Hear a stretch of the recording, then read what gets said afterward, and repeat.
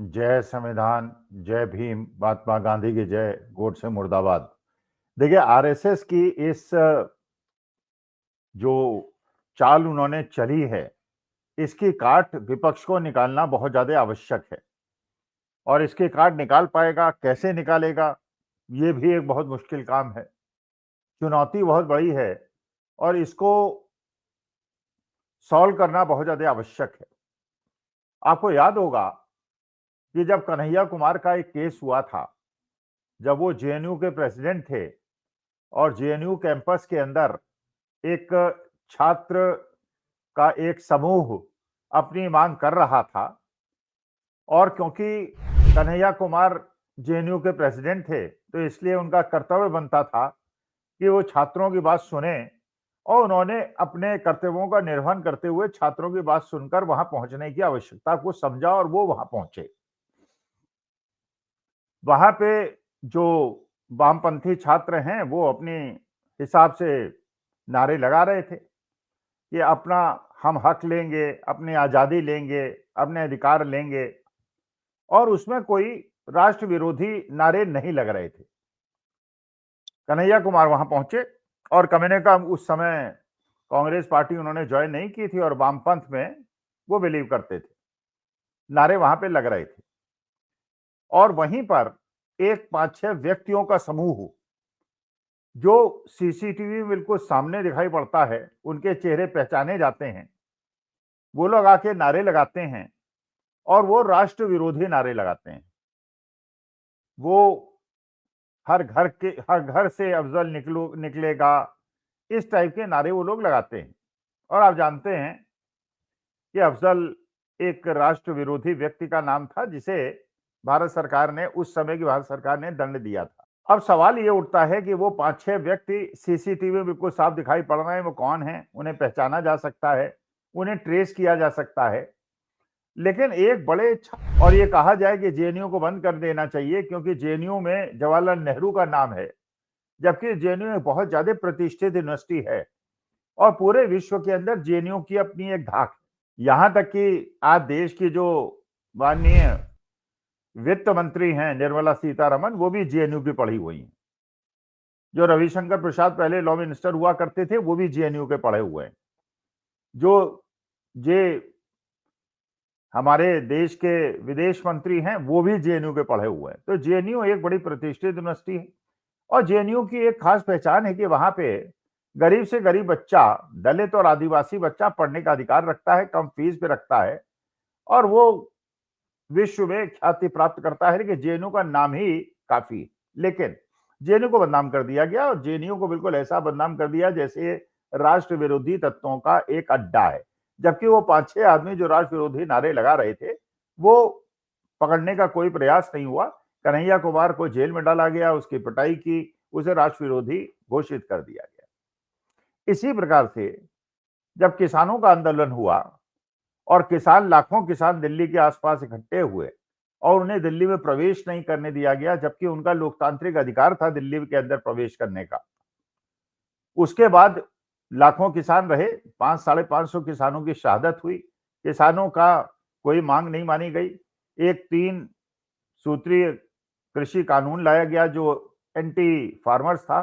और एक बड़े देश के उद्योगपति को फायदा पहुंचाने के लिए लाया गया था। 13 महीने तक किसान संघर्षरत रहे,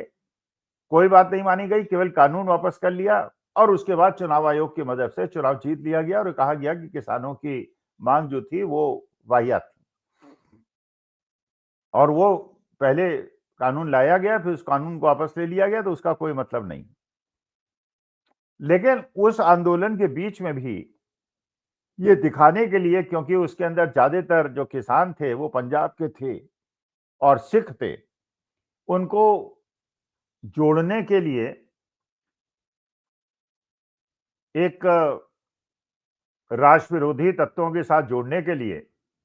और एक्स सिख एक्सट्रीमिस्ट के साथ जोड़ने के लिए, खालिस्तान के साथ जोड़ने के लिए उनके अंदर भी एक समूह को इंसर्ट किया गया, प्लांट किया गया और उस समूह ने वहां पे भी खालिस्तान जिंदाबाद के नारे लगाए। अच्छा, वो लोग भी बिल्कुल पहचाने जा रहे हैं सीसीटीवी फुटेज के अंदर। लेकिन उन पे भी कोई कार्रवाई नहीं हुई, उन्हें भी पकड़ने का प्रयास नहीं हुआ, लेकिन पूरे के पूरे आंदोलन को विफल कर दिया गया और ये दिखाने का प्रयास हुआ कि ये लोग तो खालिस्तानी लोग हैं। जबकि अगर लाख 2 लाख किसान वहां मौजूद थे तो हार्डली 15-20 लोग ऐसे होंगे जो प्लांट किए गए थे या जो खालिस्तान से समर्थन करते होंगे। अदरवाइज अगर इतनी बड़ी संख्या में खालिस्तान समर्थक होते तो हमारे राष्ट्र के लिए बहुत बड़ी परेशानी क्रिएट हो जाती है। और उसके अंदर भी 60-70% किसान जो पार्टिसिपेट कर रहे थे वो हिंदू थे और कुछ सिख जरूर थे, पंजाब के थे, और जो भारत के समर्थक थे और भारत के सीमाओं की रक्षा करने के लिए अब अपनी जान निछावर करने के तैयार रहते। लेकिन जो आरएसएस की ये कार्य प्रणाली है जिसके अंदर वो लोगों को प्लांट करके भीड़ के अंदर, आंदोलन के अंदर प्लांट करके आंदोलन को बदनाम करने का प्रयास करती है। अब ये तीसरा एग्जाम्पल एक और सामने आया और इसमें भी आरएसएस बड़ी चतुरता से काम करती है। जो भी उस समय कोई ऐसा आंदोलन होता है जिसको वो एंटी नेशनल बता सकती है, जब उन्हें मौका मिला तो उन्होंने कन्हैया कुमार को अफजल से जोड़ दिया। जब उन्हें मौका मिला खालिस्तान से उन्होंने किसान आंदोलन को जोड़ दिया। और अभी कुछ दिन पहले एक आंदोलन चला दिल्ली के अंदर, क्योंकि दिल्ली के अंदर आज की तारीख में जो प्रदूषण लेवल है वो हाईएस्ट है। अगर आप दिल्ली के किसी भी डॉक्टर से बात करेंगे और फेफड़े के विशेषज्ञ से बात करेंगे तो कहेंगे आज के तारीख में दिल्ली के आसपास के रहने वाले ज्यादातर लोगों के गले खराब हैं और उनके अगर फेफड़े का एक्सरे लिया जाए तो सारे के सारे काले पड़ चुके हैं और ये मौत को बुलावा देने लायक है और 15 सिगरेट पर डे पीने के हिसाब के बराबर है। और इसी समय एक और घटना घटी है एक हफ्ते पहले कि एक नक्सलाइट जो 1 करोड़ का इनाम जिसके ऊपर था उसकी पुलिस ने एनकाउंटर में उसको मार दिया। लेकिन वहां के लोकल लोगों का कहना है कि उसे मारा नहीं, क्या एनकाउंटर किया, उसे तो पकड़ा था, पहले से पकड़ा हुआ था और उसको मौका देख के मार दिया। खैर वो एक अलग मुद्दा है, कंट्रोवर्सी जिसमें नहीं पढ़ना चाहता। और ये भी बात बिल्कुल सही है कि एक किसान आंदोलन चल रहा है मध्य प्रदेश के अंदर, क्योंकि वहां पे करीब 250 किसानों ये गांवों के करीब 2.5 लाख पेड़ काटे जा रहे हैं एक बड़े देश के उद्योगपति के लिए, इंडस्ट्री लगाने के लिए। किसान आंदोलनरत हैं, किसानों पे उन्हें पुलिस थानों में बिठाया जा रहा है, एफआईआर कराई जाई है, दमन किया जा रहा है। जो भी किसान अगेंस्ट में बोलता है उसको नक्सलाइट बताया जा रहा है और उसे मारा जा रहा है। तो इस समय जब बच्चे, क्योंकि अपने असली मुद्दे के लिए पुलिस के सामने खड़े हुए, उन्होंने कहा कि हमें शुद्ध हवा की आवश्यकता है, तो वहां भी पूरी भीड़ के अंदर जहां जेंजी का एक आंदोलन, तो एक आरएसएस की कार्यप्रणाली है जिससे भली पूरी वो पूरा करती है। उन्होंने वहां पे भी अपने ग्रुप को प्लांट करके वो नारे लगाने शुरू कर दिए उस नक्सलाइट के लिए कि जब तक वो जिंदा है ये हर घर से वो आतंकी निकलेगा। पहले कहा हर घर से अफजल निकलेगा, अब कहा हर घर से वो आतंकी निकलेगा, करके उस छात्र आंदोलन को जो शुद्ध हवा की मांग कर रहे थे और जिसके ऊपर पुलिस ने भीषण अत्याचार किए, बच्चों की गर्दन पे पैर रख के और उनके बिल्कुल सांस घोटने का प्रयास किया। जहां वो बच्चे अपने लिए शुद्ध हवा की मांग कर रहे थे वहां उनकी गर्दन पे पैर रख के उनकी सांस रोकने का प्रयास हुआ। और वहां भी कुछ बच्चों को प्लांट करके, कुछ लड़कों को प्लांट करके और उसे आतंकवाद से जोड़कर पूरे के पूरे समूह को उन्होंने आतंकवाद से जोड़ दिया, नक्सलिज्म से जोड़ दिया। तो किसानों को उन्होंने खालिस्तान से जोड़ दिया, कन्हैया के आंदोलन को और जेएनयू को उन्होंने अफजल से जोड़ दिया, और यहाँ पे ये जो छात्र अपने के लिए शुद्ध हवा की मांग कर रहे थे इसको उन्होंने नक्सलिज्म से जोड़ दिया।